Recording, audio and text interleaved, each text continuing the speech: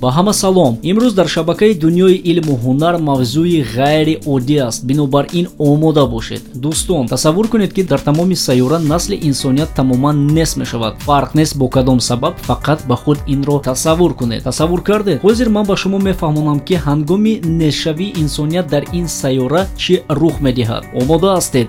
пас рафтем.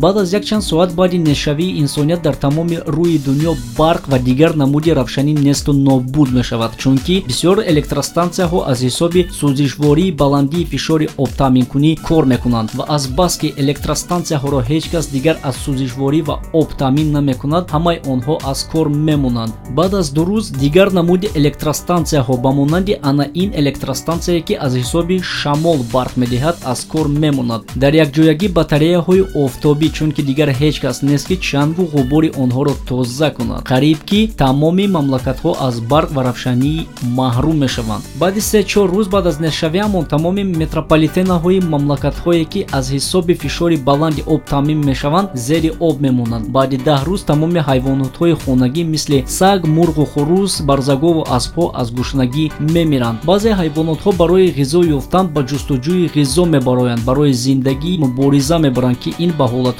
бисёр ваҳшиёна мебиёрад. аз сабабе ки инсоният дигар дар рӯи олам зиндагӣ намекунад, ҳайвонотҳо ба хӯрдани якдигар сар мекунанд. мисол гирем, сагҳои калон як гурӯҳ шуда ба шикори сагҳои майда мебароянд. баъди якчанд ҳафта бисёр намуди ҳайвонотҳо аз байн мераванд. баъд аз якчанд моҳ дар стансияҳои атомӣ хунукии об ба 0 градус мерасад ки хунукшавии беназорат аз набудани инсоният ба ҳолати кафидани тамоми стансияҳои атомӣ меорад, ки баъдан ба табиат зарари хелу калонро мерасонад, ки фишори баланди зарари ядерӣ тамоми мавҷудоти оламро ба нестшавӣ табдил медиҳад. лекин сайёра аз ҳудаи чунин вазъияти вазбинии радиоактивӣ ба хубӣ мебарояд. баъд аз як соли нестшавии инсоният аз осмон ситораҳои аҷоиб ба замин меафтанд. инҳо спутникҳои мо мебошанд. инсоният ба кайҳон дар давоми зиндагӣ даҳҳазораҳо спутникҳоро равон кардааст ки ин спутникҳо аз набудани алоқа бо онҳо аз кор монда меафтанд. баъд аз якчанд сол қариби 60% роҳҳои мошинраф шаҳрҳоро сабзазорҳо, дарахтҳо фароҳам мегиранд. баъд оҳиста оҳиста дар шаҳрҳо ҳайвонотҳои алафхӯр пайдо мешаванд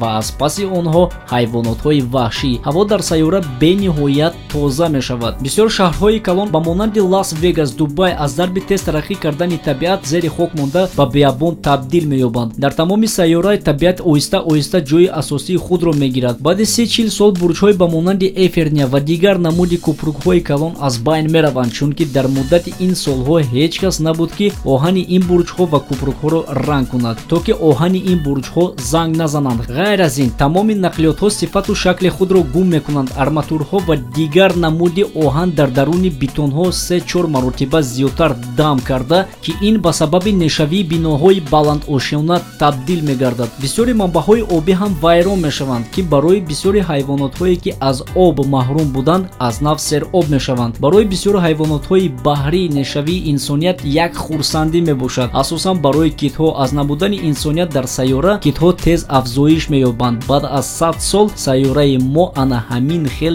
як намуди зеборо ба худ мегирад. баъди чанд садсолаҳо ҳеҷ кас ҳатто ба фикрам намеорад ки як вақте инсоният дар ин сайёра ҳукмронӣ ва доду гирифт мекард. ҳатто агар ягон шахс дар ин намуди дунё пайдо шавад, ӯ тасаввур намекунад ки дар ин сайёра инсоният зиндагӣ кардааст. сайёра хело зинда аст. сайёра метавонад тамоми ифлосҳое ки мо барои он овардаем несту нобуд кунад ва метавонад бе инсоният беҳтар худро ҳис кунад. дӯстон, дар ҳақиқат мо сайёраамонро он қадар нигоҳ намекунем ва аз ифлоскунии баланддараҷаи инсоният сайёра дар раванди нестшавӣ қарор дорад. сайёраамонро бояд нигоҳ дошт, то ки тасаввуроте ки мо кардем фақат рӯи китобу коғаз ва афсонае барои кӯдакон бошад. агар беаҳамиятӣ нисбати сайёраамон кунем, пас ин тасаввуроти мо рӯзе амалӣ хоҳад шуд. дар ин ҷо бошад ман бо шумо хайр хуш намекунам, фақат мегӯям то дидор.